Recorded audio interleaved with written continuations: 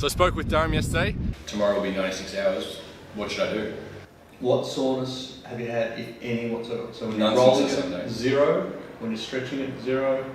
So I think you do just like our ACL return to play, 20 metres, maybe 10 efforts of 20 metres, and that's it.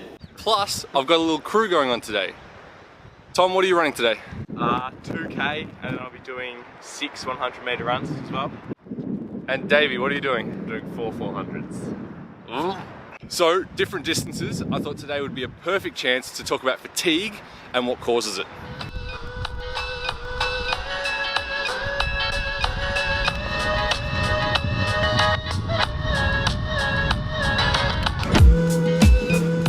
With something like a 1, a 2 or a 3K run, your biggest limits are going to be your ability to process oxygen, so your VO2 max, and your lactate threshold, your ability to buffer and handle metabolite buildup. There isn't a clear-cut line between the energy systems. They're all interplaying all the time.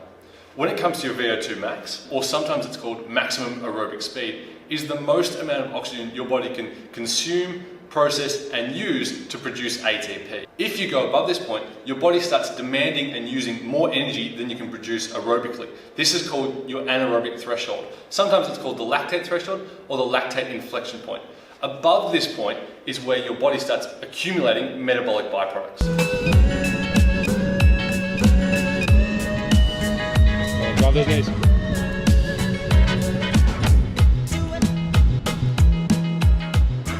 With 400s, the biggest limit to your ability, now 400s is tough, that's like the toughest distance run. The reason for that is the metabolite buildup.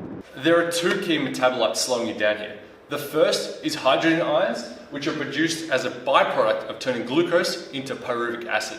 Now these hydrogen ions are normally good for us, but in the absence of enough oxygen, they start causing acidosis in the muscles, which slows down our contraction rate. The second is inorganic phosphate. As we break down ATP, we form inorganic phosphate and energy. Now this inorganic phosphate has an absolute love affair with calcium, which I'll talk about soon.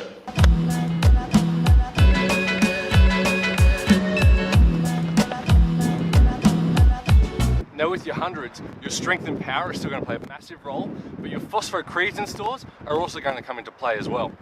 Our muscles use ATP to create energy. If we didn't, our cells would die. Now, the fastest way to replace that ATP is with a compound called phosphocreatine. That phosphocreatine donates one of its phosphate molecules back to the ADP to recreate ATP.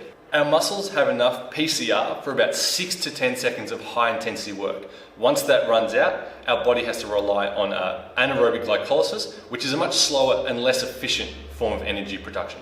With something like a single 20-meter sprint, there isn't really anything going on here causing fatigue. The biggest limits to your performance are going to be your technique, your strength, and your power.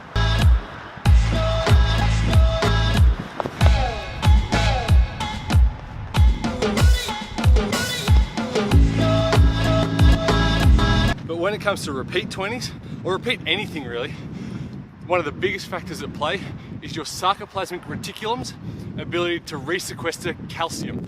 Okay, this is where things get really nerdy, but bear with me. Our brain sends a signal down the axon to the muscle cell. That signal then travels across down your T-tubule, which promotes the release of calcium from this thing called your sarcoplasmic reticulum, or the SR. That calcium is then released, and it then acts on your actin and myosin, clearing the way to create the sliding filaments that we know so well. Now, remember before how I mentioned inorganic phosphate loves calcium? Well, those two kind of partner up inside the muscle cell. When they partner up, that calcium can't be reabsorbed back into the SR, which means we can't repeat and recycle that contraction process. With any repeat sprints, it's not like these factors are independent. They all interplay and work together.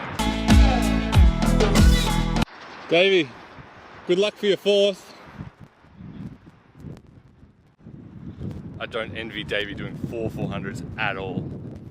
Also, Pete, you were supposed to be here doing the 400s, so Davey kind of hates you now.